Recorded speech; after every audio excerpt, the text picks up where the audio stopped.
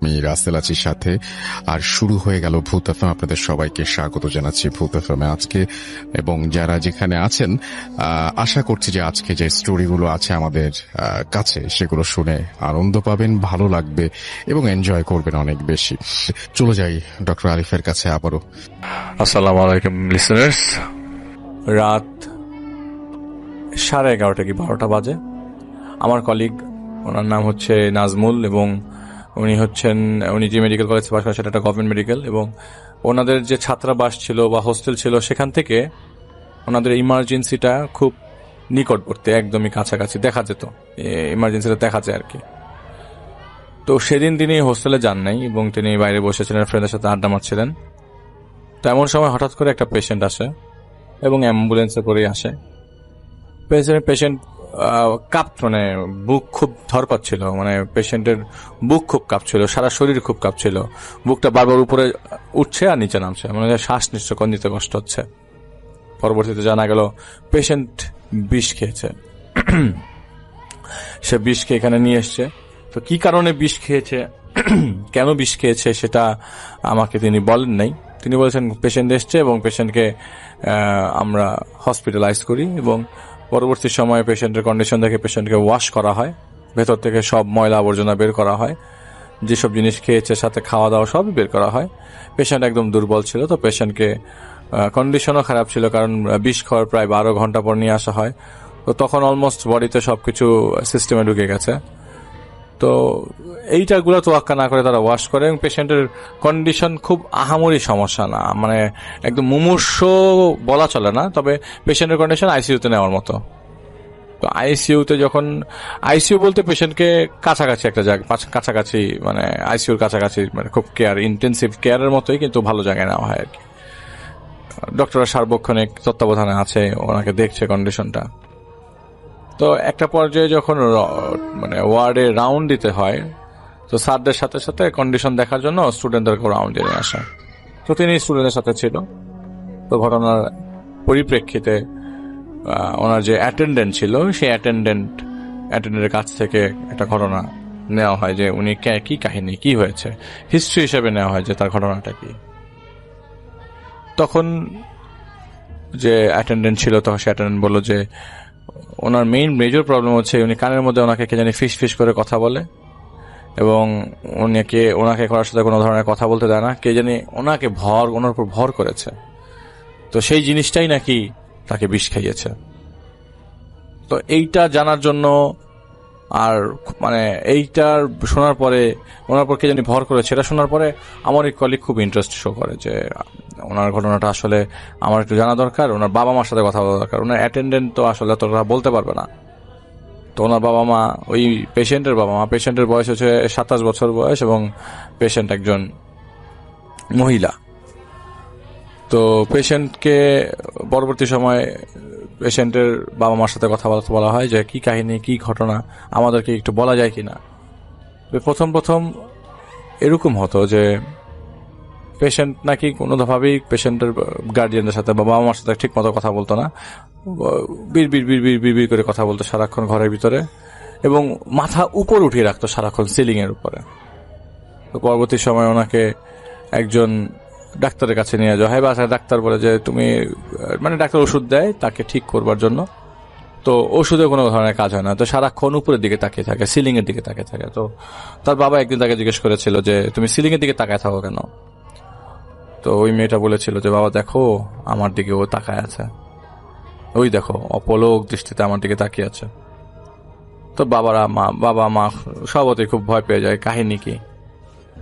এরকম একটা দিন, পরের দিন বলতে হচ্ছে ওই ঘটনার পরে পরবর্তী সময় যখন নজরে আসে যে মেয়ের কন্ডিশনটা, বিড়বিড়ের লেভেলটা বেড়ে যায়, হঠাৎ মেয়েটা খাটের মধ্যে দাঁড়িয়ে যায়, চুপ করে মাথাটা বাঁকিয়ে উপরের দিকে তাকিয়ে থাকে। তো বাবা মা আবার বেডে শোয়ায়, মাথা পানি দেয়, মাথা ঠান্ডা করার ট্রাই করে, কি ঘটনা মা, বলো কি ঘটনা।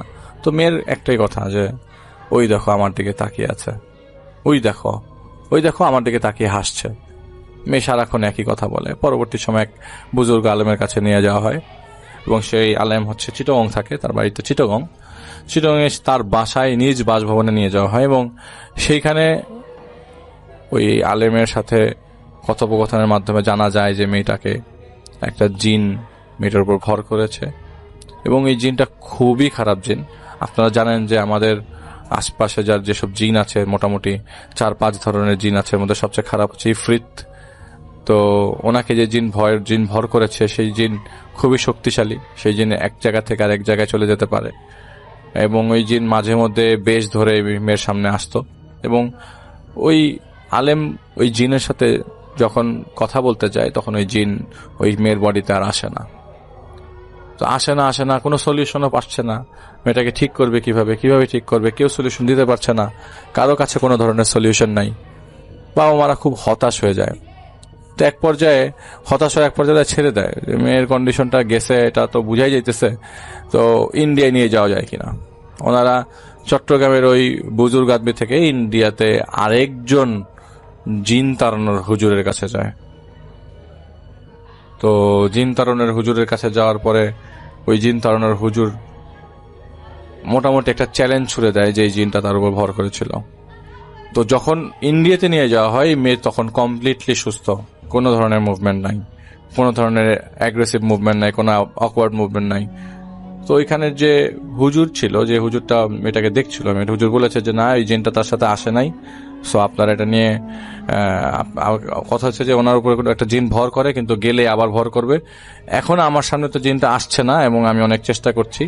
ওই হুজুর নাকি চেষ্টা করতে করতে তার নাক দিয়ে রক্ত বেরিয়ে গেছে একটা পর্যায়ে, তারপরে ওই জিনকে টেনে নিয়ে আসতে পারে না। পরবর্তী সময়ে ওই জিনটা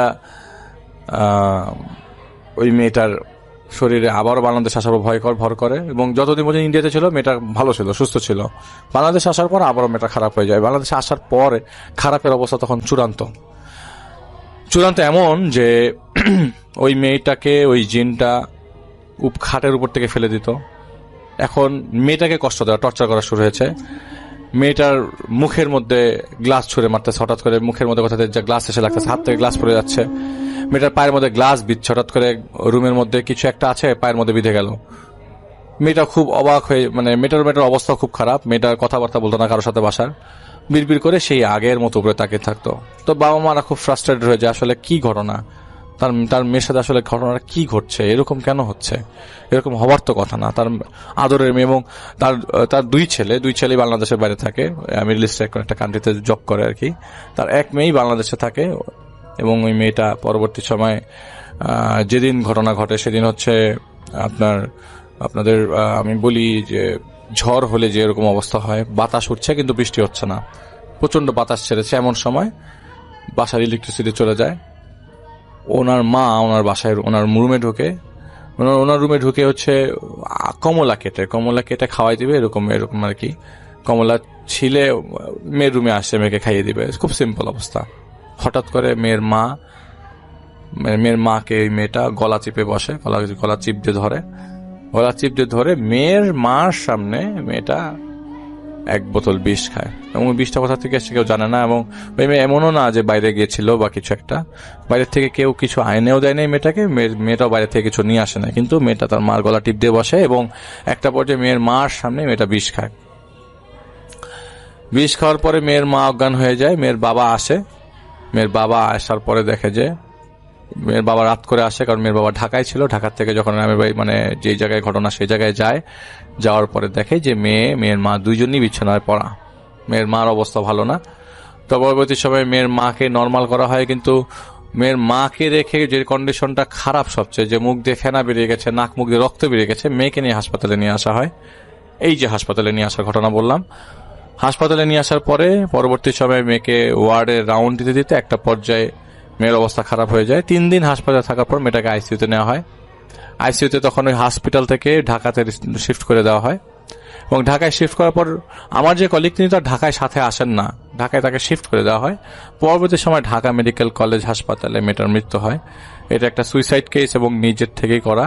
মেয়েটার মাকে আগে মেয়েটা অজ্ঞান করে নেয়, তারপরে তিনি সুইসাইড করেন।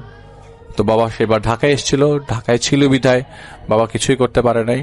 রাত তখন 9:30 10টা বাজে, এমন সময় প্রচন্ড ঝড় হচ্ছিল, এবং এই ঘটনাটা ঘটে হচ্ছে 2006 সালে। 2006 সালের ঘটনা, এবং আমি যে এলাকার ঘটনা বলছি সেটা হচ্ছে ময়মনসিংহের ঘটনা। আর আপনারা বুঝতেই পারছেন যে ময়মনসিংহের ঘটনা অনেক আসছে। তো এটা ছিল আমার ঘটনা, এবং ঘটনায় চলে যাই। আপনারা সবাই সাথে থাকবেন এই প্রত্যাশা। মাসুদ হোসেন এবং তার পরিবারের ঢাকার স্থায়ী বাসিন্দা। তার পরিবার এবং তিনি একটাই ফ্ল্যাটে বসবাস করতেন। তিনি একটা বেসরকারি প্রতিষ্ঠানে চাকরি করতেন এবং ঘটনাটা 2015 সালের রমজানের ঈদের কয়েকদিন পর থেকে শুরু হয়। সেদিন হালকা বৃষ্টি হচ্ছিল এবং পরিবেশটা ছিল ঠান্ডা। রাত 12টা নাগাদ উনি শুয়ে পড়েন। তার কিছুক্ষণ পর উনি কি করে, মানে হঠাৎ করে ঘুমানোর পরে উনি শোনেন যে বাকবাকুম টাইপের কবুতরের ডাক ওনার বাসার জানালার কার্নিশের উপর থেকে। এটা আগে কখনো তিনি পান নাই। বিরক্তিকর ছিল না কবুতরের ডাক রাতের বেলা, হতে পারে অন্য জায়গা থেকে কোনো কবুতর উড়ে এসে সেখানে বাকবাকুম শুরু করেছে। তিনি 7-5 না ভেবেই ক্লান্ত ছিলেন, ঘুমিয়ে পড়েন। রাতে ওনার ঘুম বারবার নষ্ট হচ্ছিল। প্রতিবার ঘুম ভেঙে যেত একটা স্বপ্ন দেখে, এবং তা হলো ওনার বুকের উপর একটা কালো সাপ ফোনা তুলে হিস হিস করছে এবং বড় করে মুখ হা করে সাপটি তার দিক সামনে দুটো দাঁত দেখাচ্ছে। এটা সে রাত উনি বারবার দেখছিলেন, ওনার ঘুম বারবার ভেঙে যাচ্ছিল। তো সকালে উনি নিজের মতো করে অফিসে চলে যান এবং কাউকে কিছু না জানিয়ে চলে যায়। বলে রাখা ভালো, পরিবারে কিন্তু তার মা, বাবা, স্ত্রী এবং 2 ছেলে মেয়ে ছিল। উনি বাড়ি ফেরার পর ওই দিন কিছুক্ষণ পর পর পায়ের জুতার মোজা থেকে যে ঘামের দুর্গন্ধটা আসে সেটা পাচ্ছিল। এমনভাবে পাচ্ছে যে সেই গন্ধটা তার শরীর থেকে আসছে। তিনি কি করলেন, এই দুর্গন্ধটা সরানোর জন্য গোসল করলেন। একবার করলেন, আবারও করলেন, পারফিউম ব্যবহার করলেন। এছাড়া তিনি সবসময় পরিষ্কার থাকতেন অনেক আগের থেকেই, কিন্তু এই গন্ধটা তার শরীর থেকে যাচ্ছিল না। আর গন্ধটা পাচ্ছিল কিছুক্ষণ পর পর। তিনি তার স্ত্রীকে বলেন, তার স্ত্রী বলেন হয়তো বাড়ির বাতাসের সাথে আসতেছে, তুমি টেনশন করো না। কিন্তু গন্ধটা তিনি ছাড়া আর কেউ পাচ্ছিল না।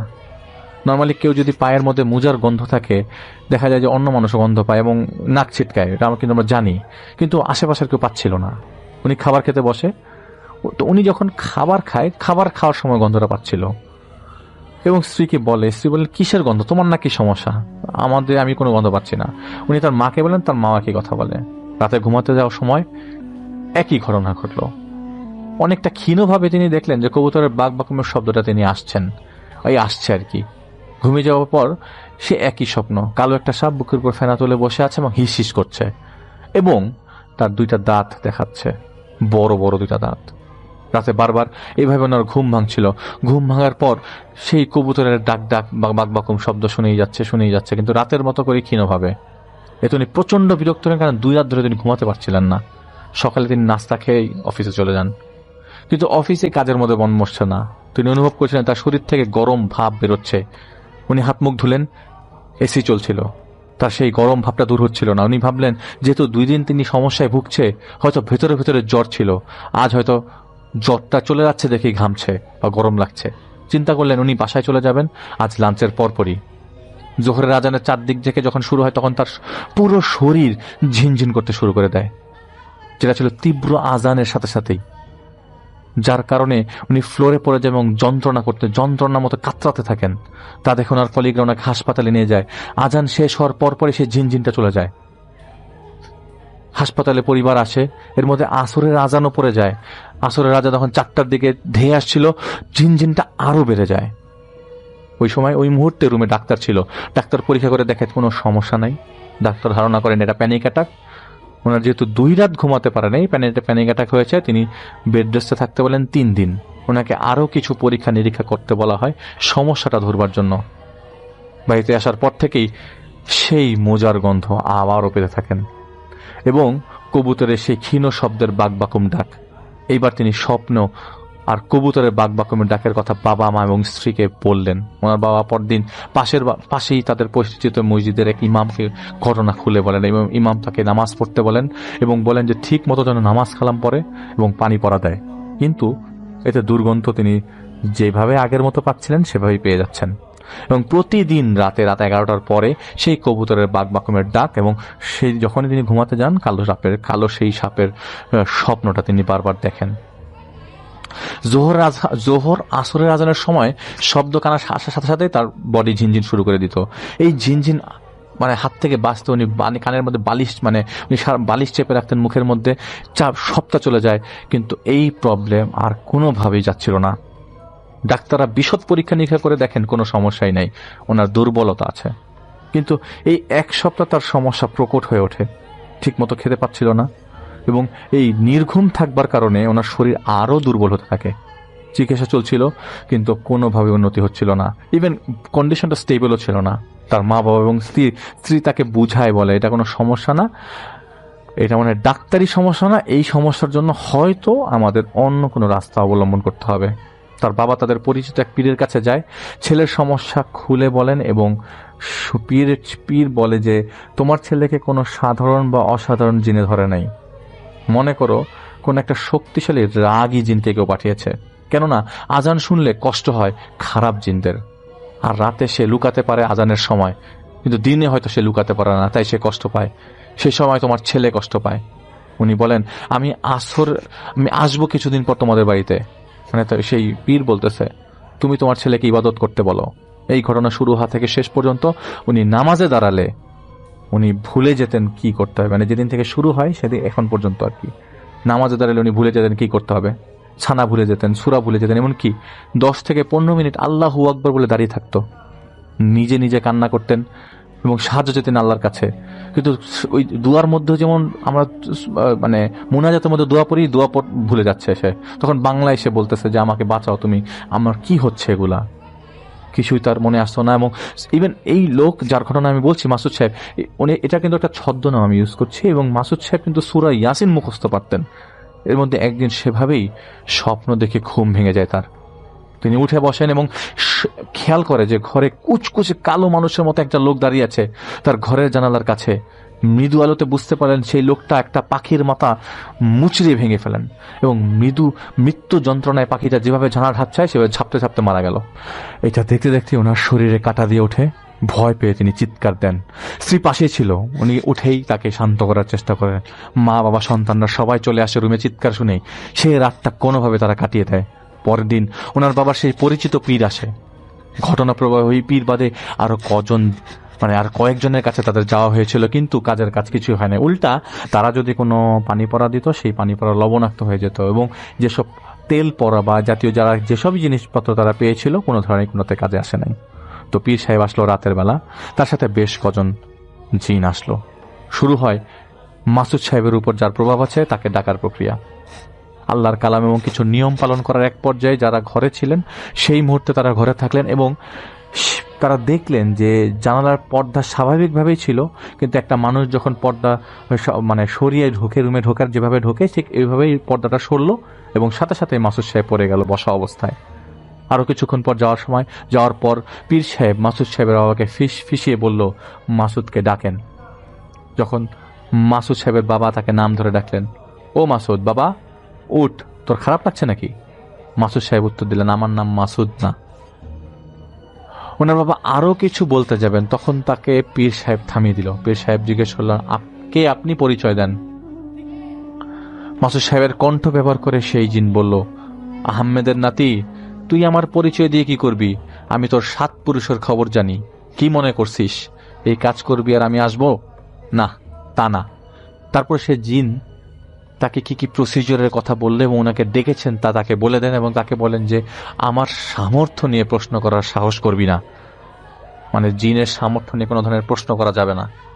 পীর সাহেব ওনার সাথে ভদ্রভাবে কথা বলার চেষ্টা করলেন। এইভাবে কিছু সময় যাওয়ার পর পীর জিজ্ঞেস করলেন যে এই লোককে কেন কষ্ট দিতেছেন আপনি? সে তখন মাসুদ সাহেবের এক আত্মীয়র নাম নিয়ে বলে, উনি ভোগ দিছিল কালীগঞ্জের শ্মশানে, ভোগের বিনিময়ে এই মাসুদ যেন মারা যায় সেজন্য। যখন জিজ্ঞেস করা হয় কি কারণে তার এত বড় ক্ষতি করার চিন্তা করছেন আপনি, তখন সেই জিন বলে, তাকে যে জিজ্ঞেস কর কেন সে এত বড় ক্ষতি করলো। তখন মাসুদ সাহেবের বাবা কান্নায় ভেঙে পড়ে যায়। তিনি সেই জিনকে বলেন, আমার ছেলেকে ছেড়ে দেন, বিনিময়ে যা চাবেন আমার সামর্থ্য থাকলে আমি তাই দিব। জিন ছিল নাছরবান্দা, সে বলে সে তাকে নিয়েই যাবে। অনেক কয়ে বলে তাকে বুঝানো হলো, কিন্তু সে নারাজ। কিন্তু সেই জিন বলল, আমি যেতে পারি যদি সেই লোক আমাকে আবারও ভোগ দেয় যে তাকে আগে একবার দিয়েছিল। তখন পীর বললেন, আমরা সেই আত্মীয়র সাথে কথা বলবো, উনাকে বুঝিয়ে আমরা ভোগ পাঠাবো, ওয়াদা করুন চলে যাবেন। সে হাসতে হাসতে বলে, হ্যাঁ যাব। তখন মাসুদ সাহেবের বাবা বলেন, এই কেমন কথা, সে কিভাবে ভোগ দিবে? তখন পীর বললেন, কেন? ওনার বাবা বললেন, যার কথা সে বলছে সে তো মারা গেছে কদিন আগে। এটা শুনে পীর সাহেব চুপ হয়ে গেল এবং সেই জিন ওই মুহূর্তে এখান থেকে চলে গেল। মাসুদ সাহেবরা পরে সেই আত্মীয়তা বা তার পরিবারকে এই ধরনের কথাগুলো আর বলে নাই বা শেয়ার করে নাই, কারণ এই কথাগুলা কেউ বিশ্বাস করবে না, আর সম্পর্কে মানে সম্পর্ক অবনতি হতে পারে। পরে সেই পীর অনেক চেষ্টা করে সেই জিনকে বুঝিয়েছিল, কাজ হয়নি, সে যাবে না তাকে নিয়ে, মানে এটা তার মানে বদ্ধপরিকর, সে নিয়েই চলে যাবে। এদিকে 4 মাস চলে যায়। পীর সাহেব অনেক তদবির করে কিছুটা সহনশীল করতে পেরেছিল ওনার সমস্যা, কিন্তু রাতের সেই স্বপ্ন আর কবুতরের সেই খিন্দাক কিন্তু শোনা যাচ্ছিল প্রতিদিন। উনি খাবার খেতে পারতেন না, নামাজের সেই আগের মতো করেই ভুলে যেতেন। আর বেশ কয়েক জায়গায় তিনি গিয়েছিলেন, পরিত্রাণ পাচ্ছিলেন না। ওনার চাকরি তো অনেক আগেই চলে যায় এবং ওনাকে ছেড়ে দিতে হয়। বেকার হয়ে বিধ্বস্ত হয়ে গেছিলেন তিনি। অনেক জায়গায় চেষ্টা চালিয়ে যাচ্ছিলেন। একদিন উনি সিলেটের এক লোকের খোঁজ পান। সেই লোক মাদ্রাসার একজন শিক্ষক। সেই শিক্ষকের নাম আমি অনিয়ারে বলার পারমিশন মানে আমার নাই, সে শিক্ষককে অনেকে চেনে। তার কাছে মাসুদ সাহেবের বাবা যান এবং বিশেষ শুনে সেই লোক, আমি যার ঘটনা বলছি, যিনি আমাকে ঘটনা শেয়ার করেছেন, তার নাম, আমি অরিজিনাল নামটা বলছি না, তার নাম আমি বলছি, তার নাম জাহিদ ভাইয়ের সাথে যোগাযোগ করেন। মানে উনি যেভাবে আমাকে বলেছেন যে আমার সাথে যোগাযোগ করে আর কি, কারণ ওই মাদ্রাসার শিক্ষক আবার যিনি আমাদেরকে ঘটনা পাঠিয়েছেন তার পরিচিত। তো যাই হোক, এই জাহিদ ভাইকে, যিনি আমাকে ঘটনা শেয়ার করেছেন, জাহিদ ভাইকে ওই মাসুদ ভাইয়ের বাবা ফোন দেয়, তার সাথে দেখা করতে চান। এবং এই জাহিদ ভাই সচরাচর সবাইকে নাই করে এবং তাকেও করে, কারণ হলো যে কোনোভাবেই তার মানে বড়াই ভাবটা যেন না আসে আর কি। কিন্তু ওনার বাবা কিছু কথা শুনে আর না করে নাই, মানে ওনার বাবার মানে মাসুদ সাহেবের বাবার কিছু কথা শুনে এই জাহিদ ভাই যিনি বলছেন ঘটনা, তিনি আর না করেনি। উনি মাসুদ সাহেবের পুরা ঠিকানাটা নেয় এবং এক রাত অপেক্ষা করতে বলে। যাই হোক, সে রাতে একজন সৎ জিনের দ্বারা মাসুদ সাহেবের সমস্যা সম্পর্কে জাহিদ সাহেব জানতে চান। তিনি বলেন, একজন জিনকে পাঠানো হয়েছে ওনার ক্ষতি করতে। ওনার সাথে ঘটনা শুরু হওয়ার 1 মাস আগে ওনার এক বন্ধু ওনাকে দিয়ে আম এনে দিয়েছিল। সেই আমগুলোর উপর এক কবিরাজ এক কাফের জিনকে দিয়ে জাদু করেছিল এবং জাদুটা হয়েছিল সাপ এবং কবুতরের রক্ত দিয়ে। উদ্দেশ্য ছিল মাসুদ সাহেবের পতন যেন ঘটে এবং তিলে তিলে উনি যেন মরে যায়। ওনার বন্ধুর মূলত আর্থিক অবস্থা ভালো ছিল না। উনি মনে মনে খুব হিংসা করত মাসুদ সাহেবের হাসি খুশিময় জীবনকে, তাই হিংসায় বশবর্তী হয়ে উনি এই ঘটনা ঘটিয়েছেন। তো জাহিদ ভাই যখন জিজ্ঞেস করলো, সেই জিন বলেছিল যে কেউ শ্মশানে যে ভোগ দিয়েছে এবং যে ভোগ দিয়েছে সে লোক মারা গেছে।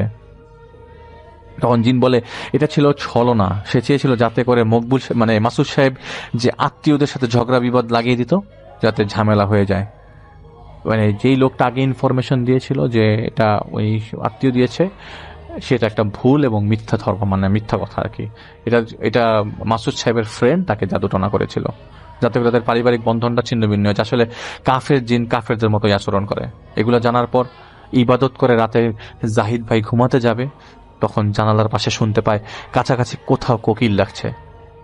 এই শহরে রাতে কোকিল ডাকে না, কিন্তু তখন ওই মুহূর্তে ডাকছিল। পরের দিন উনি ওনাদের সবকিছু বলে, এগুলো শুনে তারা হতবাক হয়ে যায়। এবং উনি যে এই ওনার বন্ধুরা এই কাজটা করছে এটা তাদের বলে নাই, কারণ এই নিয়মটা এটা নিয়মের বিরুদ্ধে।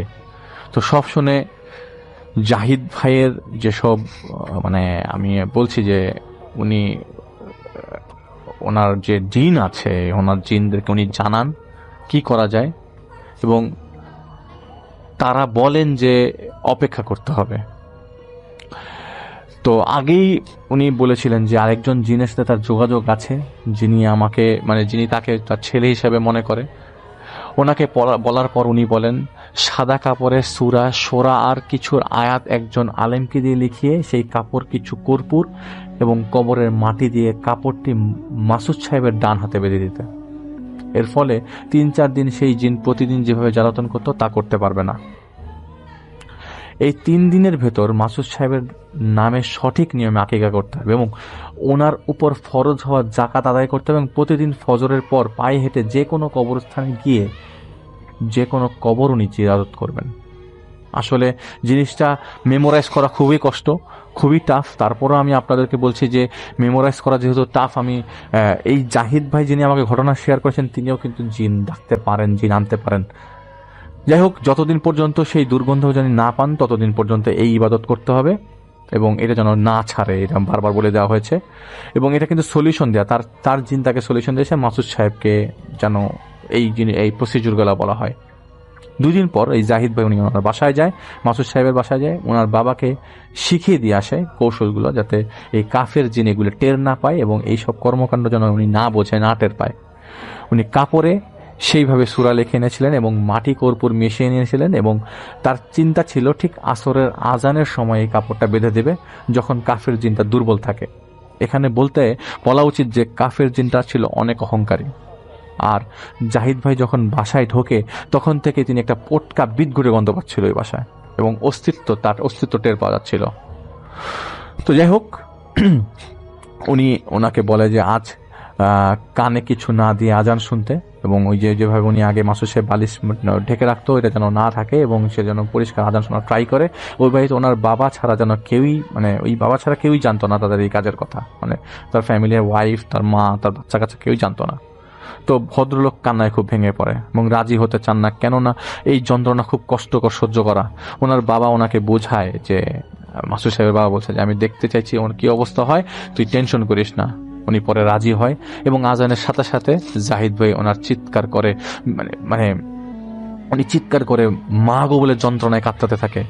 এই সুযোগে আল্লাহর নাম নিয়ে ওনার ডান হাতে জাহিদ ভাই ওই জিনিসটা বেঁধে দেয় এবং এক গির্দের সাথে সাথে ওনার ঘরের ড্রেসিং টেবিলের মিররটা, যে আয়নাটা ভেঙে যায় এবং বারান্দার দরজাটা কবচ্ছ ভেঙে চুরমার হয়ে যায়।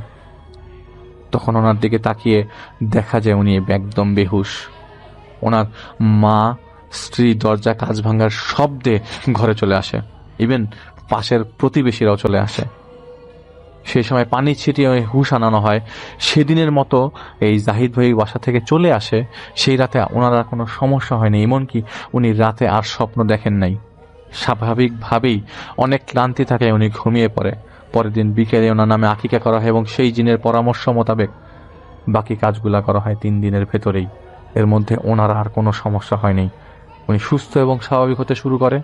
উনি প্রতিদিন নিকটস্থ এক কবরস্থান জিয়ারত করত ফজরের পর, অচেনা কবর, এবং আকিকার 11তম দিন ফজরের নামাজের পর কবর জিয়ারত করতে বের হতেই উনি কবুতরের বাকবাকমের ডাক শুনতে পেত। ভয় পেয়ে এদিক ওদিক তাকানোর পর দেখলেন রাস্তার উপর ওনার থেকে 5-6 ধরে একটা মরা কবুতর আকাশ থেকে পড়ল। সেদিন খুব ভয় পেয়ে থাকলেও এরপর থেকে ওনার আর কোনো ধরনের সমস্যা হয় নাই। আমি জানি এই কথাটাগুলো খুবই পেঁচানো, আমি জানি, আশা করছি আপনারা প্রত্যেকটা ওয়ার্ড মনে রেখেছেন। আমাকে যিনি ঘটনা পাঠিয়েছেন তিনি নিজেই কাজগুলো করেছেন এবং তার যে পরিচিত জিন, তারা এই সলিউশনটা তাকে দিয়েছে। তার অরিজিনাল নামটা আমাকে বলা থেকে বারণ করেছেন এবং আমি ওনাকে বলেছি আপনার কাছে আর ঘটনা থাকলে যেন পাঠায় উনি, কারণ আশা করি ওনার ঘটনা আমরা আজকে শেয়ার করলাম এবং আমি খুবই খুশি যে এই ঘটনা অনেক বড় একটা ঘটনা। আপনারা বুঝতে পারছেন, একটা মানুষের পুরো জিন দিয়ে সামন্ড হওয়া একটা স্টোরি এবং সচরাচর যেভাবে আমরা ঘটনাগুলো পাই ঠিক ডিফারেন্ট টাইপের একটা ঘটনা। চলে যাই ডক্টর আরিফের কাছে আবারও। আমি যাব আজকের ঘটনায়, যে ঘটনাটি আমাকে পাঠিয়েছেন স্টিভ মুর নামে একজন পুলিশ অফিসার। ঘটনা ঘটে কার্ডিফের একটি পুরাতন এলাকায়। জায়গাটা বেশ নির্জন, অনেকটা গ্রামের মতো এলাকাটা, নির্জন। আশপাশে ফার্ম দিয়ে ভরা, ক্যাটল ফার্ম কিছু আছে, এখানে সামারে আলুর চাষ হয়, সেই আর ফার্ম আছে। একজন সাবেক স্কুল শিক্ষক একদিন, স্কুল শিক্ষকের নাম ছিল নিক হ্যারিস, তিনি তার স্ত্রীর একটি রহস্যজনক আত্মহত্যার তদন্তে পুলিশের কাছে সাহায্য চায়।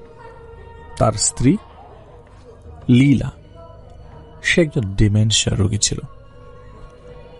আস্তে আস্তে আস্তে আস্তে সব ভুলে যাচ্ছিল। আমাদের বাংলাদেশে ডিমেনশিয়াটা একটু ডিফারেন্ট ভাবে আমরা ডিফাইন করে থাকি। ডিমেনশিয়া হচ্ছে আমাদের ব্রেইনের যে সাইজ ধীরে ধীরে ছোট হতে থাকে মাথার ভেতর। তো এইটার কারণে আপনি আস্তে আস্তে ভুলে যেতে থাকবেন। ডিমেনশিয়া রোগীর বিভিন্ন ধরনের ক্যাটাগরিজ আছে। এর মধ্যে one of the major categories হচ্ছে তারা ভুলে যায়, তারা অস্থির হয়ে যায়, তারা কোথায় যাবে জানে না, বারংবার জিজ্ঞেস করতে থাকে আমি কি করব এখন, আমি কোথায় যাব এখন। এই ধরনের কিছু কিছু ডিমেনশিয়া রোগজনদেরকে আমরা বাংলাদেশের মানুষজনরা পাগলও বলি। আমরা বুঝি না আসলে ডিমেনশিয়ার এখন জানি না আমি বাংলাদেশে কতটুকু ডিটেক্ট হচ্ছে, কতটুকু মানুষ বুঝতে পারছে ডিমেনশিয়া রোগটাকে। কিন্তু এই দেশে ডিমেনশিয়া খুব কমন একটা ডিজিজ। এই দেশের ডিমেনশিয়া রোগীরা বেশ ধরনের গভর্নমেন্টের সাপোর্টও পেয়ে থাকেন। তো তার স্ত্রী ধীরে ধীরে সবকিছু ভুলে যাচ্ছিল, কখনো বাস্তবতা ও কল্পনার পার্থক্য করতে পারত না, কোনটা বাস্তব আর কোনটা সে হ্যালোসিনেট করছে। একদিন সকালে তার পরিবারের পরিত্যক্ত একটি পুরাতন ঘরে তাকে ফাঁসিতে ঝুলন্ত অবস্থায় পাওয়া যায়। দেয়ালে একটা কথা লেখা ছিল, তারা এসেছিল নাম নিতে, আর পাশে জড়ানো অদ্ভুত ভাষায় লেখা একটা নাম ছিল আজরাল। ময়নাতদন্ত হয়, ডেড বডি নিয়ে যাওয়া হয়। ময়নাতদন্তের আত্মহত্যার প্রায় 20 দিন আগে লীলা নির্যাতনের শিকার হয়। শারীরিক চিহ্ন ভিন্ন কথা বলছিল। কমপক্ষে 10 জনের বেশি পুরুষ তাকে ধর্ষণ করেছিল, কিন্তু আশপাশের কাউকেই আসলে কোনোভাবেই সন্দেহের চোখে দেখা যাচ্ছিল না। লীলা স্মৃতিভ্রষ্টতার কারণে তার কথাটা কেউ গুরুত্ব দেয়নি। এই ডিমেনশিয়া রোগীরা সবসময় হ্যালুসিনেট করে, তারা ডেলিরিয়ামের মধ্যে থাকে, ডিলিউশনের মধ্যে থাকে। ফর এক্সাম্পল, আমি যেহেতু আমার এই সেক্টরে আমি যেহেতু কাজ করছি, তো অনেক ডিমেনশিয়া রোগীরা মাঝে মধ্যে এই ধরনের অপবাদও দিয়ে থাকেন যে কাল রাতে আমাকে কেউ রেপ করেছে, কিন্তু কোনো আলামত পাওয়া যায় না, কারণ এগুলো তারা আসলে ডিলেরিয়াম, তারা হ্যালুসিনেট করে। তারা মাঝে মধ্যে কথা বলে, যেমন অ্যালজাইমার্সের লোকজনরা তারা মাঝে মধ্যে আমি দেখেছি তারা অনেকটা হাওয়ায় কারোর সাথে কথা বলছে, অথবা এটা পুতুল টাইপের একটা কুকুর বস্তু আছে আপনার রুমের ভেতরে, সেটার সাথে তারা কথা বলছে। তারা একটু ডিফারেন্ট সোর্টের তাদের অবস্থাটা এরকম হয় যে তারা যেগুলো বলে সেগুলো ভিত্তিহীন। তো তারও লীলাও যখন বলে যে তাকে কেউ ধর্ষণ করেছে, তার কথাটারও কোনো গুরুত্ব ছিল না। তো এটার তদন্ত শুরু হয়ে গেল, ঘটনার তদন্ত শুরু হয়ে গেল, কারণ যেহেতু ডেড বডি হিসাবে পাওয়া গেছে। স্থানীয় থানার ইন্সপেক্টর হেজেলউড এই কেসটা হাতে নেয়। গ্রামের প্রায় 40 জনকে জিজ্ঞাসাবাদ করা হয়। গ্রাম বলতে ওই এলাকার লোকজনদেরকে, কেউ কিছু জানে না, কিন্তু গ্রামের সবাই, ওই এলাকার সবাই কিছু একটা লুকাচ্ছিল।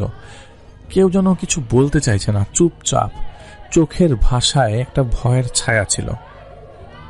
তো সেইখানে না 200 বছরের পুরনো একটা পুরো পরিত্যক্ত গির্জা ছিল।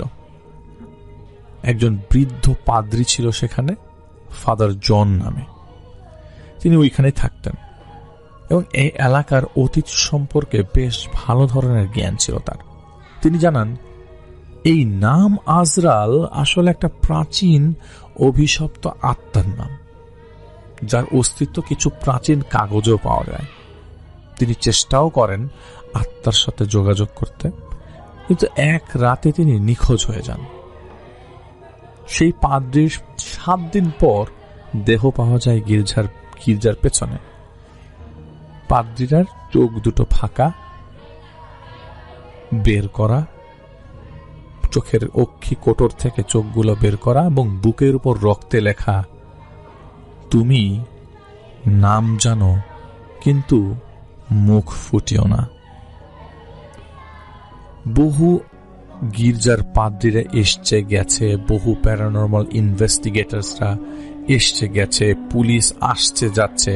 এমন সময় একজন মুসলিম হুজুরের সন্ধান পাওয়া যায়। তার নাম মাওলানা রাকি। যিনি রুহানি ইলমে বেশ পারদর্শী ছিল। তিনি নিজ ইচ্ছায় এই কেসের বিভিন্ন আলামতের পর এগিয়ে আসেন। তিনি জানান এই নাম একটি বন্ধ জিনের, যে জিনটি সেই এলাকার ভেতরে বন্ধ অবস্থায় আছে, যে একসময় গ্রামবাসীদের কেউ ওইখানে ডেকে নিয়ে এসেছিল প্রতিশোধের আগুন নেভাতে। তিনি একজন বিশ্বস্ত জিনকে আহ্বান করেন, যার নাম আল কাসিম। আল কাসিম জানায় ২০ বছর আগে এই গ্রামে একজন মেয়ে গণধর্ষণের শিকার হয়ে মারা গিয়েছিল, যার নাম ছিল, আমরা তাকে একটি ছদ্মনাম দিতে চাচ্ছি, রুহিনা। সে একটি আত্মা হয়ে ফেলে আর গ্রামবাসীদের প্রলুব্ধ করে এক ভয়ঙ্কর জিন আজরালকে আহ্বান করতে। লীলা ছিল সেই রুহিনার দুঃসম্পর্কের আত্মীয়। তার ডিমেনশিয়া ভোগা মন আত্মাদের জন্য সহজ প্রবেশ পথ। এই ভোলা মনটাতে আত্মারা সহজেই ঢুকতে পারে। আজরাল তার উপর ভর করে এবং তার স্মৃতি ভ্রষ্টতাকে ব্যবহার করে সেই 10 জনের বেশি মানুষজন সহ ধর্ষকের পরিচয় প্রকাশ করে। তো আল কাসিম যেই হুজুরটি এসেছিলেন সে জানায় দেয়ালের পেছনে আজরাল নাম এক ধরনের সিল ছিল। নাম প্রকাশ হওয়া মাত্র সে পুরো গ্রাম ধ্বংস করে দিতে সক্ষম। শেষে মাওলানা রাকি এবং আল কাসিম বিশেষ রুহানি তদবির করে আত্মাকে শান্ত করার চেষ্টা করে। গ্রামে আজরালকে আবারও বন্দী করা হয়। আর সেই অপরাধীরা 10 জনের বেশি ছিল 14 জন। তারা গ্রামেই ছিল সম্ভ্রান্ত প্রভাবশালী মানুষ, যাদের মুখোশ পরে একে একে খোলে। গ্রামের নাম প্যান্টেগ। দিনের আলোয় শান্ত, রাতে অন্ধকারে কাঁপে। জায়গাটার নাম ছদ্ম। সবাই জানতো কিছু একটা হয়েছে, কিন্তু মুখ সবার বন্ধ, কারণ খুনিরা কেউ বাইরের লোক না। তারাই এই গ্রামের নেতা, সমাজের মানুষ। কেউ হয়তো শিক্ষক, কেউ হয়তো ডাক্তার। লীলার মৃত্যু এবং দেয়ালে আজরাল নাম প্রকাশের পর গ্রামের পরিবেশ বদলে যেতে থাকে। কয়েকজন অপরাধীর ঘুমের মধ্যে অদ্ভুত ঘটনা ঘটতে শুরু করে। কেউ দম বন্ধ হয়ে জেগে ওঠে, অথবা কারো বিছানার পাশে লীলাকে দেখা যায় রক্তাক্ত মুখ অবস্থায়। হুজুর তখন আস্তে আস্তে অনুসন্ধান শুরু করে। মাওলানা রাকি পাকিস্তানি একজন হুজুর ছিলেন। মাওলানা ছিলেন বেশ লার্নেড মানুষ ছিলেন। ওযু শেষ করে ইস্তেখারার নামাজ আদায় করে। রাতে তার স্বপ্নে আসে একটি কবর, যেখান থেকে একটি নারীর চিৎকার আর্তনাদ আসতে থাকে। তিনি পরদিন আল কাসিম জিনের সাহায্যে সেই নির্দিষ্ট স্থানটি খুঁজে পান, যেটি তিনি স্বপ্নে দেখেছিলেন। যে কবর থেকে শব্দ আসছিল, কান্নার শব্দ। কবরটি ছিল গ্রামে পুরনো বাঁশ বনের পাশে। মাটি খুঁড়ে তারা পায় একটা চিঠি। লীলার হাতে লেখা, বিকৃত ও থরথর লেখা, যেটি লিখতে যেয়ে তার হাত হয়তো অনেকবার কেঁপেছিল। লেখা কি জানেন? আমি তাদের চিনি।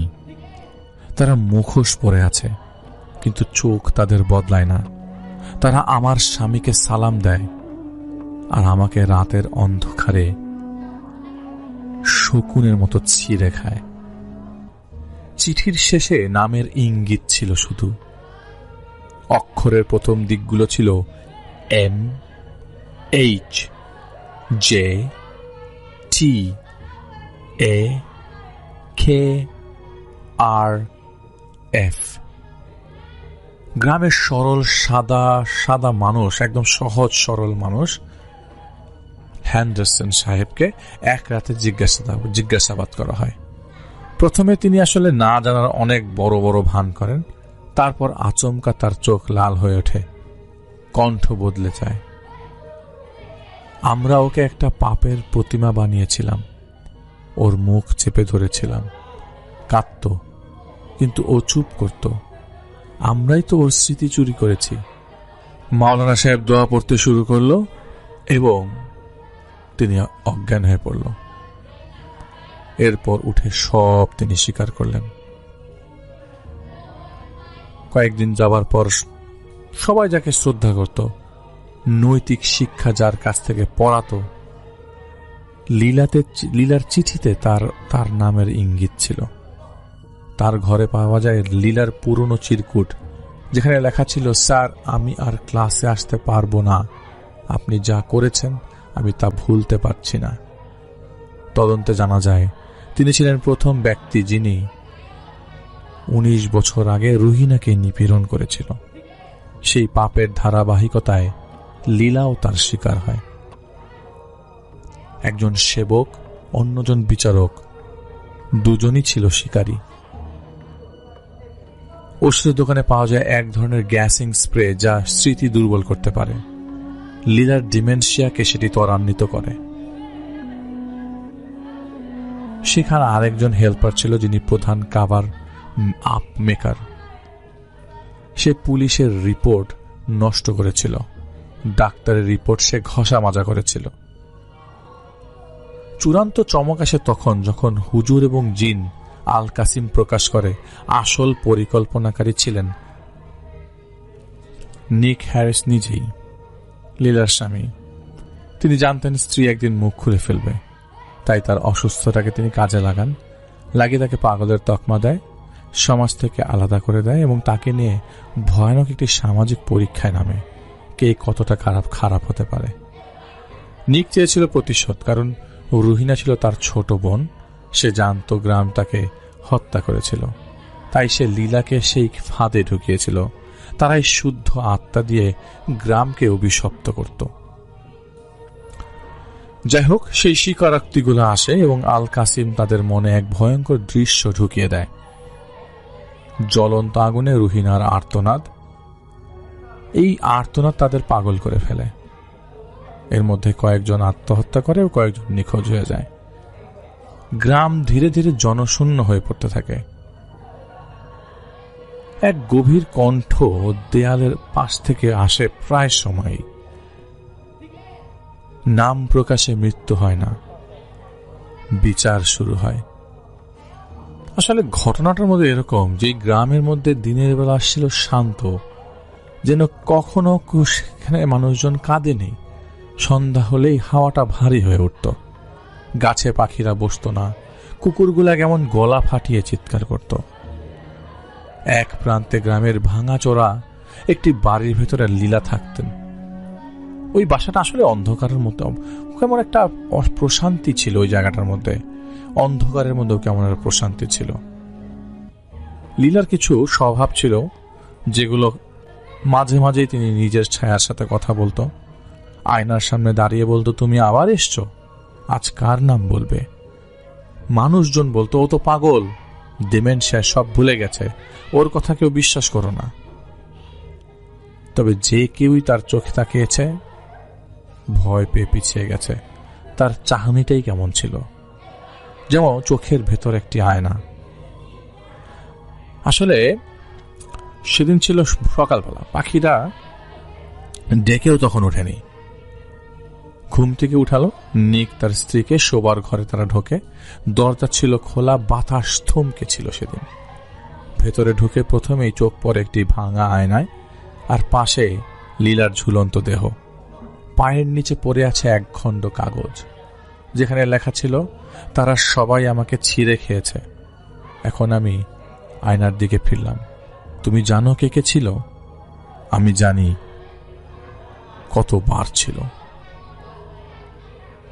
ঘরের দেয়ালে রক্তের ছাপে লেখা ছিল, আয়নার ভেতরের মুখ চেনো? এই তো শুরু হলো তদন্ত। আস্তে আস্তে কিছু কিছু রহস্য উদ্ঘাটন হতে শুরু করলো।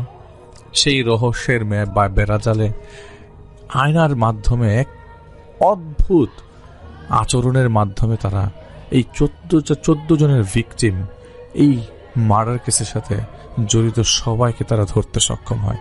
পুলিশ ধরতে সক্ষম হয় এবং একজন গির্জার পাদ্রী যখন এটা বের করতে সফল না হয়, একজন মুসলিম হুজুরকে তারা এই কেসটাকে সলভ করার জন্য নিয়ে আসে, যেটা একজন পুলিশের কাছ থেকে আমার নিজের কানে শোনা। সেই সময়টায় তিনি এতটাই জনপ্রিয় ছিল, সেটা একটা কেস ছিল না, সেটা একটা চ্যালেঞ্জ ছিল, যেটি তারা আসলে সলভ করতে পেরেছিল। এবং প্রত্যেকটি মানুষজনকে স্বপ্নের মাধ্যমে তারা বিভিন্ন উপায়ে বিভিন্ন জিনিস দেখে ভয় দেখিয়ে জিনিস স্বীকার করিয়ে নিয়ে যায় পুলিশের থানায়, পুলিশরা পরে থানায় নিয়ে যায়। এটা ছিল একটি ঘটনা যেটি আমাকে শেয়ার করেছেন inspector of police officer Steve Moore. এবং এই স্টিভ মুর এটার উপরে বেশ অনেকটা রিসার্চও করেছিল, বেশ অনেক আগের ঘটনা, যেটি ফাইল ঘেটে কিছু জিনিসপত্র বের করতে হয়েছিল আসলে গভর্নমেন্টের তদন্তের কাজে। তখনই ঘটনাটা একজন শোনে, এই যিনি শোনেন তিনি আমারই পরিচিত কেউ, এবং তিনি আমাকে বলেন যে আমি যেন ঘটনাটা শুনি। আমি যখন আরো ডিটেলস চাইলাম তখন একে একে এই ধর্ষণের কেসটা আমি জানতে পারি। এবং ওই জায়গার মধ্যে নাকি অনেকেই দেয়ালে দেয়ালে নিজেদের ঘরের মধ্যে প্রায় সময় বিভিন্ন ধরনের লেখা দেখতে পেত। আপনি যদি বাসার ভেতরে ঢোকেন, বাইরে থেকে সারাদিন কাজ করে এসে দেয়ালের মধ্যে লেখা থাকে, আপনি কি সেই ব্যক্তি? তখন আপনার কিরকম লাগবে? আপনার কি চিন্তা হবে না পুরো বাসাটা খালি ছিল, হঠাৎ করে কেই বা বাসার ভেতরে ঢুকলো আর এরকম করে দেয়ালে লিখে গেল? গাড়িতে বসে শোনা ঘটনাটা আপনাদের সবার সাথে শেয়ার করলাম। আসলে এরকম বহু ঘটনা আছে, আমি শেয়ার করতে চাই, সময়ের কারণে পারি না। আপনারা দেখবেন, জানবেন, এখন অনেক মানুষ ঘটনা শেয়ার করে, প্রচুর মানুষকে আমরা দেখেছি। আসলে জাজমেন্টটা আপনাদের হাতেই, আপনারা কিভাবে জাজ করবেন আপনারাই ভালো জানেন। ভৌতিকতায় একটা সময় ডক্টর আলিফ ছিল, ডক্টর আলিফ এখনো আছে, কিন্তু জীবনের আসলে চলার পথটাই এরকম, উঁচু নিচু হলেও আমাকে সেই রাস্তায় হাঁটতে হচ্ছে। এবং হয়তো একটা সময় আপনাদের সাথে আমি রেগুলারলি ফিরবো শুধুমাত্র ঘটনা শোনাবার জন্য। এটা আমার একটা প্যাশন, এই প্যাশনটা আসলে কেউ আমার কাছ থেকে নিতে পারবে না। যতই আপনারা ঘটনা শোনান না কেন, যতই স্ক্রিপ্টেড স্টোরিজ আসুক না কেন, আমি মাঝখান দিয়ে যখন আমি শুনলাম, আসলে আপনারা তো আজকে থেকে আমার ঘটনা শোনেন না, যখন আমি ঘটনা শেয়ার করতাম সেই রেডিও লাইফ থেকে, আমি নিঃস্বার্থভাবে আমার আসলে নিজের জন্য, এই কালেকশনের জন্য আমি কত দূর পর্যন্ত রাত 10টা-12টা পর্যন্ত ওয়েট করেছি মানুষের সাথে ঘটনা কালেক্ট করার জন্য, সেটা আমি জানি। এই ঘটনা কালেকশনটা বহুত কষ্টের একটা জিনিস। এখন হয়তোবা আপনাদের আমার স্টোরি ভালো লাগে না অথবা ভালো লাগবে না, কিন্তু আপনাদের ডক্টর আলিফ কিন্তু আপনাদেরকে কখনো অন্যরকম স্টোরি শোনায়নি, যেটা কালেক্ট করেছে সেটাই শুনিয়েছে। আপনারা আমাদের সাথে ছিলেন, আমাদের ইমোশনের একটি জায়গা। সেই ইমোশনের জায়গা থেকে যাওয়ার আগে, আপনাদের সবাইকে বিদায় নেওয়ার আগে আর একটা ছোট্ট ঘটনা শেয়ার করে যাব। আসলে এটা একটা নেশার মতো, এটা যদি শেয়ার না করি আমার আসলে আটকে থাকবে মনের ভেতরে। যিনি আমাকে ঘটনা পাঠিয়েছেন তার নাম হচ্ছে শৈবাল। তিনি এই মুহূর্তে এই দেশেই থাকেন, ব্রিস্টলেই থাকেন। তিনি আমাকে শেয়ার করেছেন মসজিদে দেখা তার সাথে। আমাদের বাংলাদেশের কমিউনিটিটা অনেকটা ছোট কমিউনিটি, আমরা সবাই আসলে দেখা করি মসজিদের ভেতরে, আমাদের দেখা হয়। যারা মসজিদে যায় তারা একে অপরকে মোরলেস চেনে। তো যিনি শেয়ার করেছেন তার নাম শৈবাল, এটা একটি ছদ্মনাম, আমি আসলে তার রিয়েল নাম প্রকাশ করছি না। তিনি আমাকে একটি ঘটনা শুনিয়েছেন, যেটি তাদের গ্রামের বাড়ি চট্টগ্রামের একটি ঘটনা। আপনারা কিছুক্ষণ আপনাদের কাছ থেকে সময় নেব আরেকটি ঘটনা বলার জন্য। গ্রামের শেষ মাথায় ছিল একটা প্রাচীন বাড়ি, নাম ছিল অলিক মঞ্জিল। কেউ ওটা ঘেঁষেও যেত না। লোকমুখে প্রচলিত ছিল ওই বাড়ির জানালা রাতে খুলে থাকে, অথচ ভেতরে কেউ থাকে না, কিন্তু দিনের বেলায় জানালাগুলো বন্ধ থাকে। কেবল হাঁস ফাঁস শব্দ শোনা যায়, যেন কারা চিৎকার করে ভেতর থেকে। আপনি যদি পাশ দিয়ে হেঁটে যান, সেখান থেকে ফুসফুস শব্দ আসতে থাকে, অথচ বাইরের বিশাল বড় তালা ঝুলে আছে, ভেতরে কেউ নেই। কারণ চিৎকার করে রাতের বেলা যদি কেউ হেঁটে যায়, তখন সেদিক দিয়ে শুনে যেন অনেকজন একসাথে চিৎকার করছে। এটা অনেক দিন আগের কথা, তখন জুন মাস। এক সন্ধ্যায় মাওলানা সাইফুল্লাহ গ্রামের তরুণদের সাথে দোয়া পড়াতে যান। পাশের বাড়ি থেকে কান্নার শব্দ শুনে বেশ কৌতূহলী হয়ে পড়েন।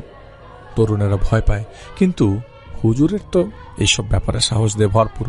যারা ডাক্তার, যারা লাশ কাটে, তারা ভয় পায় না। যারা মাওলানা সাহেব, যারা রুকিয়া করে, যারা আসলে এই জিনিসগুলো নিয়ে ডিল করে, তারা ওই জিনদের ভয় পায় না। সাহস নিয়ে দরজায় দোয়া পরে ঢোকেন। ঘরে ঢুকেই থমকে যান। বাতাসটা ঘন, যেন ঘরের মধ্যে হাওয়া জমে আছে। দেয়ালে আয়না নেই, জানালার পর্দা উল্টে লেগে আছে, আর মাঝখানে রাখা পুরনো সিন্দুকে লাল কাপড় মোড়ানো কিছু জিনিস। তিনি একটা খুলতেই চমকে ওঠেন। তাবিজ, এক নয় শতাধিক। হঠাৎ ঘরের বাতি নিভে যায়। ঘরের বাতি নেভার পরপরই সবাই অন্ধকারে পড়ে। একজন ছেলেকে মনে হয় কেউ চেপে ধরেছে। তার কণ্ঠ চেপে ধরার পর বদলে যায়, যেন গলার রগগুলো ফুলে উঠছে কথা বলার সময়, মুখে গো গো শব্দ হচ্ছে। সে বলল, আমরা এখানে 70 জন। আমাদের মেরে আটকে রেখেছে। আমরা শুধু গণনা করতাম। আমাদের নাম নেই, আমাদের দুঃখ আছে। মাওলানা সাইফুল্লাহ দোয়া পড়তে শুরু করল। এক ঝটকায় ছেলেটা অজ্ঞান হয়ে পড়ে।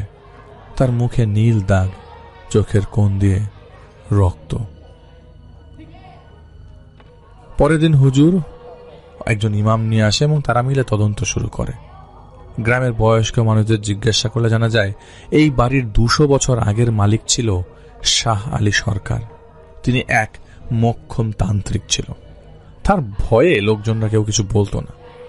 লোকমুখে আরও জানা যায়, তিনি 70 জন পাগল, বিধবা ও এতিমকে উদ্ধার করে এনেছিলেন, কিন্তু তারা সবাই না ধীরে ধীরে একে একে নিখোঁজ হয়ে যায়। কেউ জানত না তারা কোথায় গেল। একটা গ্রাম থেকে হঠাৎ করে যাদের দেখা যেত, সেই 70 জন মানুষ হঠাৎ উধাও হওয়াটা একটু ডিফারেন্ট ছিল। হুজুর ও তার অনুসারীরা এক রাতে স্বপ্নে একটা শীতল জায়গা দেখে, যেখানে গন্ধ আসে লাশের, অথচ বাতাসে থাকে দম। বাতাসটি ছিল দম বন্ধ করা। তারা গ্রামের পাশের একটা পুরাতন বাঁশবনের নিচে খোঁড়াখুড়ি শুরু করে। সেখানে একটি বড় কবর পাওয়া যায়, তবে এটি সাধারণ কবর নয়। এটি 70টি তাবিজে ঘেরা একটি পাথরের বাক্স। প্রতিটি তাবিজের গায়ে আরবি হরফে লেখা কান্না, চিৎকার, জ্বালা, স্মৃতি, ঘুম, ভুলে যাওয়া ইত্যাদি।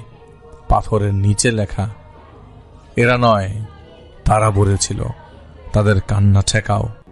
আমি বন্দি করেছি তাদের মুখ, গলা আর স্মৃতি, কিন্তু তাদের ছায়া থেকে রেহাই নেই। শাহ আলী সরকার। এই কবর আসলে ছিল একটি তান্ত্রিক সিল ছিল। একটা সিলটা ছিল, এটা সিল করে রেখেছিল তান্ত্রিকের দ্বারা। শাহ আলী সরকার জিনদের ডেকে এনে প্রতিটি তাবিজে এক একজনের আত্মা বন্দী করেছিল। প্রতিটি জিন এক একজন নির্যাতিত নারীর অথবা মৃত এতিমের বদলা প্রাণ। তাদের স্মৃতি ছিল যন্ত্রণায় পরিপূর্ণ। তাবিজের বন্দি থেকে তারা ধীরে ধীরে পচে যাচ্ছিল। তাবিজ খোলার সঙ্গে সঙ্গেই এক ভয়ঙ্কর ধোঁয়া উঠতে শুরু করে কবর থেকে। একটা শিশু কণ্ঠে ভেসে আসে, তারা আমাদের নাম দেয়নি, আমরাই নিজেদের নাম রেখেছি। এখন ঘর খোলা, আর কেউ নিরাপদ না। অলিক মঞ্জিল এক রাতে জ্বলে ওঠে, আগুনে নয়, ধোঁয়ায়। পুরো বাড়ি পুড়ে না, কিন্তু ভেতরে যা ছিল তা সব গলে যায়। এরপর থেকে সেখানে কেউ গেলে তার ছায়া আয়নায় পড়ে না। মাওলানা সাইফুল্লাহ তিনি নিজে বলেন, সেদিন বুঝেছি কিছু কান্না মুখে নয়, ঘরে বন্দী হয়। কিছু ছায়া এতদিন ঘুমায়, কিন্তু একবার জেগে উঠলে তারা কেবল গণনা চায়। যাই হোক, পরে এটি সলভ করা হয় এবং সেখানে একটি ডায়েরি পাওয়া যায়। যদি তুমি 70টি তাবিজ ভাঙতে পারো, তুমি দেখবে আমি একাই নই, আমার ভেতরে ওদেরও কান্না আছে। খুব অদ্ভুতভাবে জিনিসটা শেষ করলাম। জিনিসটা যা ছিল তাই বললাম। ইনশাল্লাহ এই জিনিসের যদি কখনো সলিউশন আসে অবশ্যই আপনাদের জানাবো। ছোট্ট একটি ঘটনা শেয়ার করা আপনাদের কাছে। দোয়া করবেন আমার জন্য। আপনাদের সকলের ঈদ আনন্দে কাটুক। আজ এখানে শেষ করছি। ইনশাল্লাহ আবারও আপনাদের সামনে যখন সময় পাবো আসবো। সময় না পেলে আসা সম্ভব না। আপনাদের সবার কাছে দোয়া চাইছি, দোয়া করেন আমার জন্য। আপনাদের সকলের জন্য দোয়া থাকলেও আপনাদের সকলের ঈদ আনন্দে কাটুক। ততক্ষণ পর্যন্ত সবাই ভালো থাকবেন, সুস্থ থাকবেন। যদি কোনো কিছু দরকার হয় জানাবেন, আমরা সর্বদাই চেষ্টা করছি আপনাদেরকে চেষ্টা করার। আর আপনাদের সকলকে বলছি, যারা বিদেশে আসতে চাইছেন, ইউকেতে আসতে চাইছেন, ভালো করে আশপাশের মানুষদের সাথে কনসাল্ট করে তারপরে আসবেন। বর্তমানে ইউকেতে আস্তে আস্তে নিয়ম পরিবর্তন করছে। যারা আসার একদম ইচ্ছা রাখেন তারা, তারপরও যদি আপনাদের কোনো ধরনের ইউকেতে আসা নিয়ে সাপোর্ট দেওয়া লাগে, আমি বলছি না আমি আপনাদেরকে পেপার সাপোর্ট দিতে পারবো, আমি আপনাদেরকে ইনফরমেটিভ কিছু জিনিস সাপোর্ট দিতে পারবো, তা কমেন্টের মাধ্যমে আমাদেরকে জানাতে পারেন। কোনো কোয়েরিজ থাকলে কমেন্টের মাধ্যমে জানাতে পারেন। ইনশাল্লাহ আপনাদের সকলের সাথে দেখা হবে শিগগিরই মায়াতে। আপনাদের সকল ভালো থাকুন, সুস্থ থাকুন, ইনশাল্লাহ দেখা হবে। আসসালামু আলাইকুম। আসসালামু আলাইকুম প্রিয় লিসেনার, আজকে আমি আপনাদের কাছে নতুন ভয়ঙ্কর একটি ঘটনা নিয়ে হাজির হলাম। তো চলুন শুরু করা যাক। মাঝরাতে কাঁচি চলার খচখচ শব্দে যখন আপনার ঘুম ভাঙবে, বুঝবেন আপনার আয়ু মাত্র কয়েকটা রাত অবশিষ্ট আছে। কাটা চুলের গোছা যখন অন্ধকারে জ্যান্ত সাপের মতো কিলবিল করে উঠবে, তখন পালাবার পথটুকুও আর খুঁজে পাবেন না। এই তান্ত্রিকের পুতুলগুলো কথা বলে না, ওরা শুধু শরীরের ঘ্রাণ শুকে অন্ধকারের ভেতর থেকে আপনার মৃত্যুর প্রহর গণে। নিশিপুর গ্রামটা দিনের বেলাতেও কেমন যেন একটা থমথমে কুয়াশায় ঢাকা থাকে। গ্রাম্য মেঠো পথ, দুধারে ঘন বাঁশঝাড় আর পুরনো আমলের কিছু জীর্ণ শীর্ণ দালান কোঠা, সব মিলিয়ে এক অদ্ভুত গুমট পরিবেশ। তবে গত কয়েক মাস ধরে এই গ্রামে যেন আতঙ্ক বাসা বেঁধেছে। তাই এর আগে কেউ কখনো কল্পনাও করেনি গ্রামের নারীরা এক অজানা ভয় সিটিয়ে আছে। সূর্যাস্তের পর কোনো মেয়ে একা ঘরের বাইরে বের হওয়ার সাহস পায় না। কারণটা কোনো চোর ডাকাত নয়, কারণটা হলো চুল চুরি। প্রথম ঘটনাটা ঘটেছিল কলিম শেখের মেজো মেয়ে টুনির সাথে, মেজো মেয়ে টুনির সাথে ঘটনাটি ঘটেছিল, করিম চাচার মেজো মেয়ে।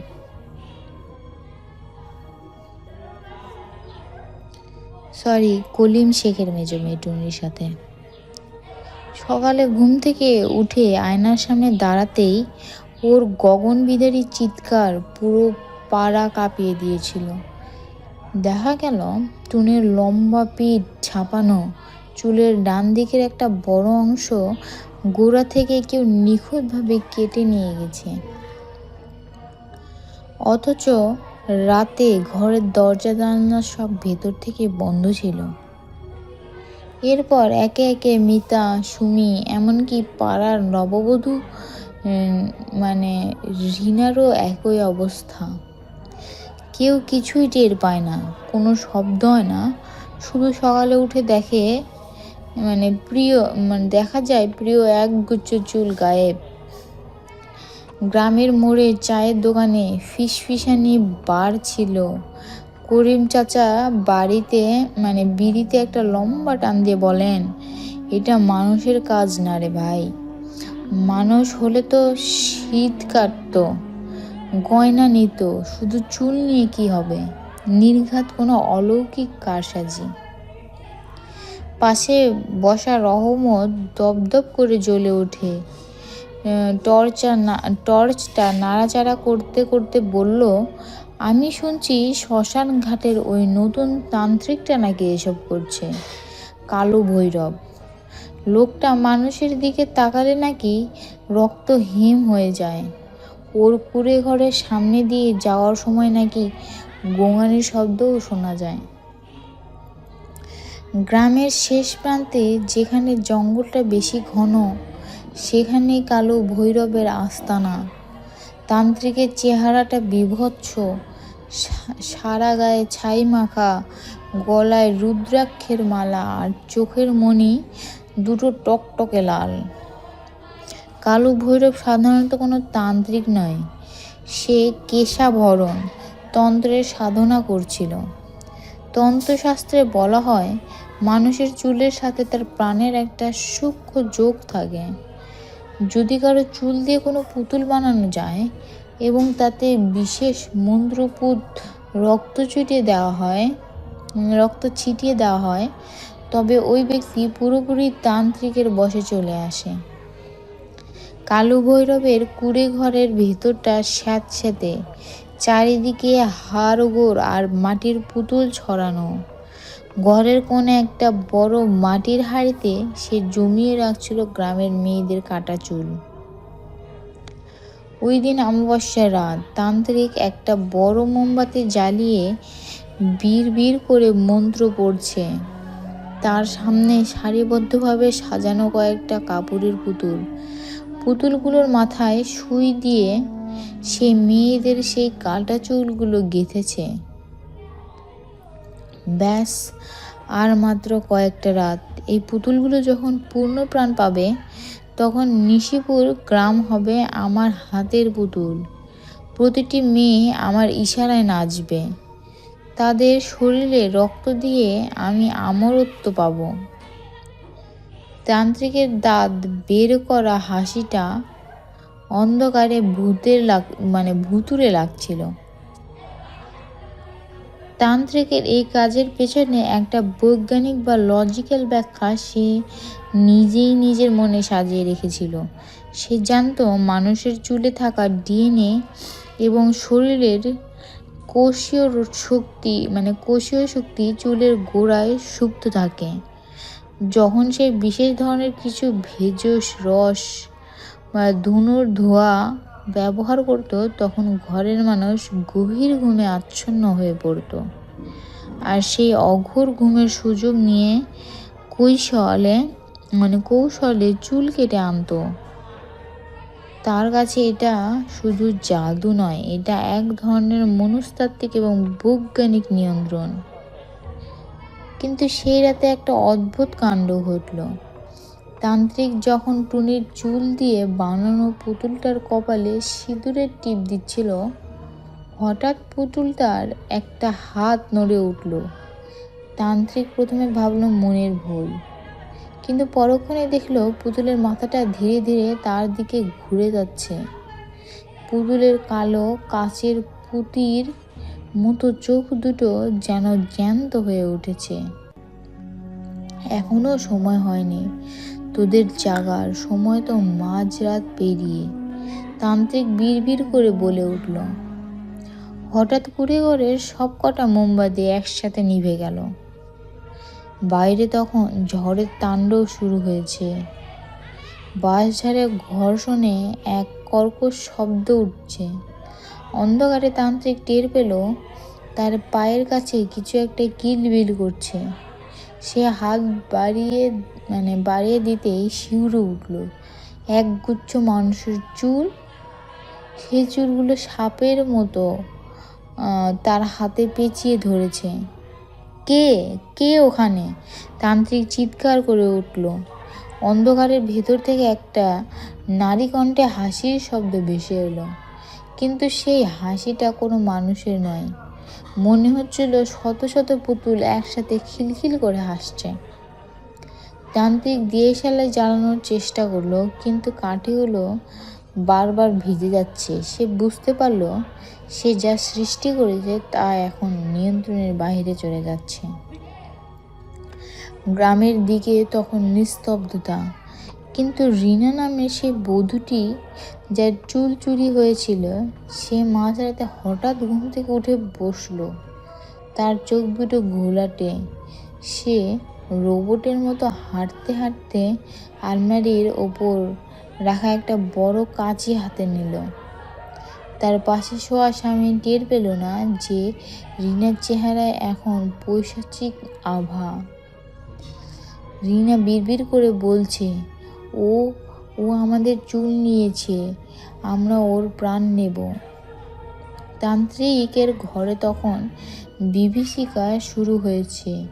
মাটিতে পড়ে থাকা প্রতিটি পুতুল ধীরে ধীরে বড় হচ্ছে, তাদের মাথার চুলগুলো জট পাকিয়ে ঘরের ছাদ পর্যন্ত পৌঁছে গেছে।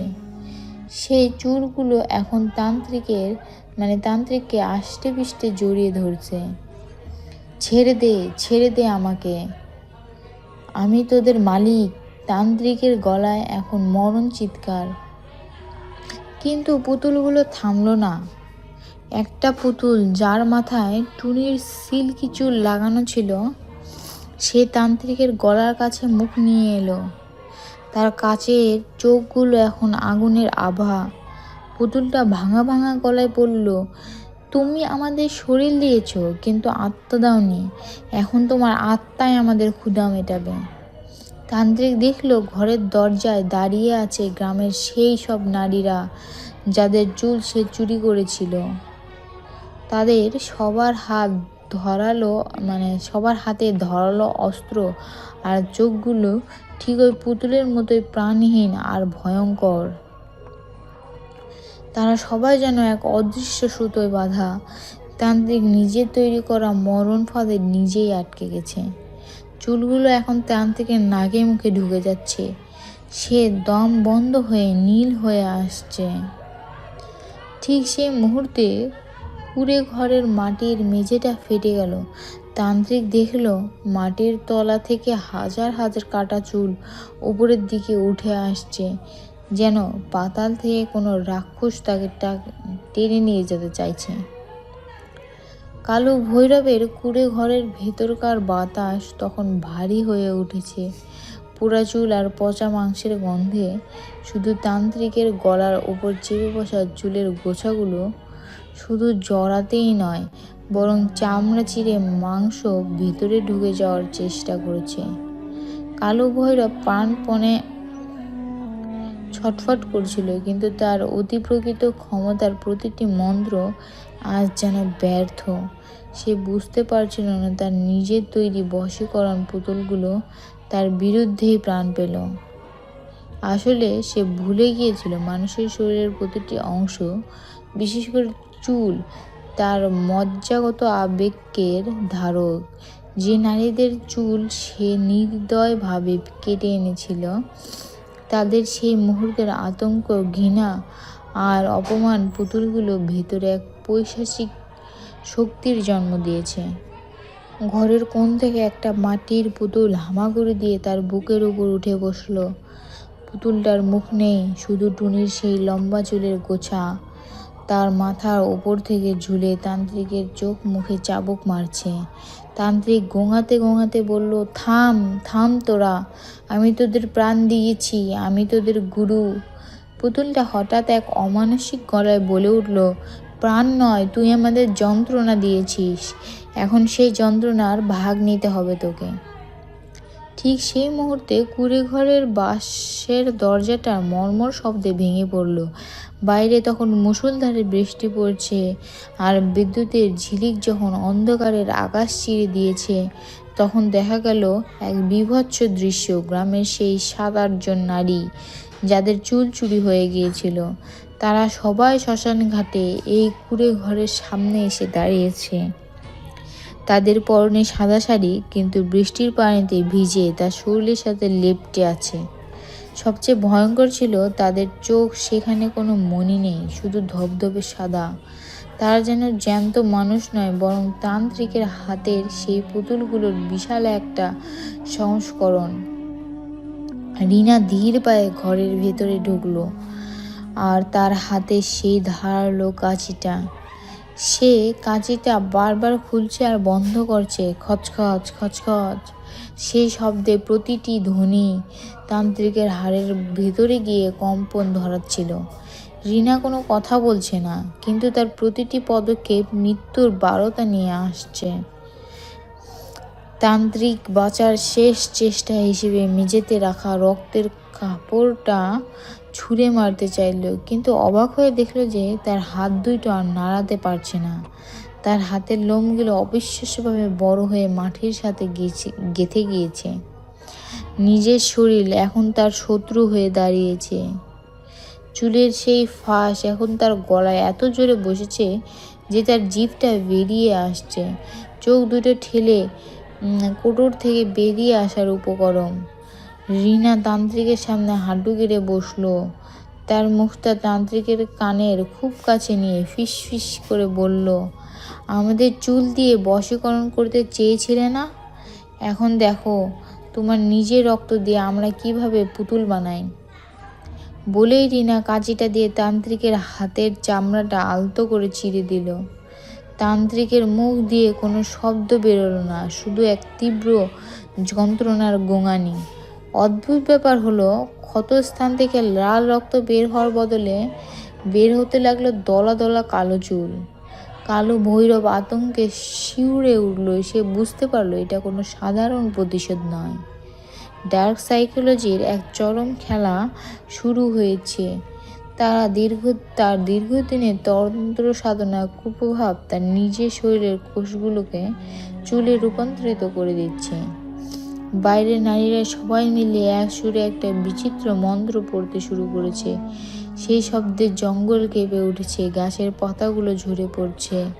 ঘরের ভেতরে থাকা সব কাটা ছোট ছোট পুতুল এখন তান্ত্রিকের শরীরের উপর ঝাঁপিয়ে পড়ছে। কেউ তার আঙুল কামড়ে ধরছে, কেউ তার গালে চামড়া ছিঁড়ে নিচ্ছে। তার প্রতিটি ক্ষত সাপের মতো বেরিয়ে গোছা গোছা লম্বা চুল। ছেড়ে দে, ছেড়ে দে, আমাকে মেরে ফেল, তবু এই যন্ত্রণা দিস না। তান্ত্রিক আরতি বৃষ্টির শব্দে হারিয়ে গেল। রিনা কাঁচিটা দিয়ে এখন তান্ত্রিকের মাথায় ঠিক মাঝখানে একটা গভীর আঁচড় কাটলো। এরপর সে তান্ত্রিকের চুলের মুঠি ধরে টান দিতেই দেখা গেল মাথার খুলিটা আলগা হয়ে আসছে, কিন্তু সেখানে মগজ নেই। সেখানে ঠাসা হয়ে আছে গ্রামের শত শত নারীর সেই কেটে আনা স্তূপ, চুলের স্তূপ। কালো ভৈরব নিজের অজান্তেই তার নিজের মগজকে প্রতিস্থাপন করেছিল এই চুলের মোহ আর ক্ষমতার লোভ দিয়ে।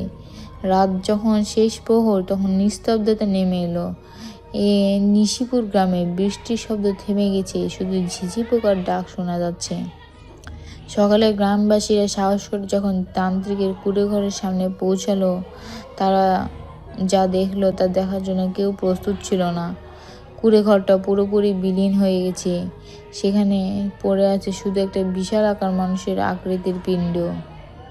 কাছে গিয়ে দেখা গেল সেটা কোনো মানুষ নয়, বরং কয়েক হাজার কেজি চুল দিয়ে তৈরি একটা বিশাল পুতুল।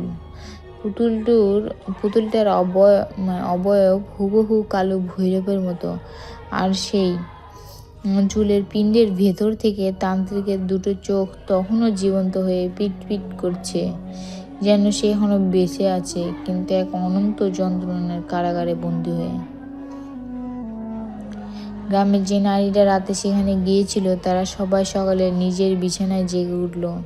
তাদের কারোই কিছু মনে নেই, শুধু দেখা গেল তাদের কাটা চুলগুলো আবার আগের মতো লম্বা হয়ে গেছে, যেন কোনোদিনও কেউ তো স্পর্শই করেনি।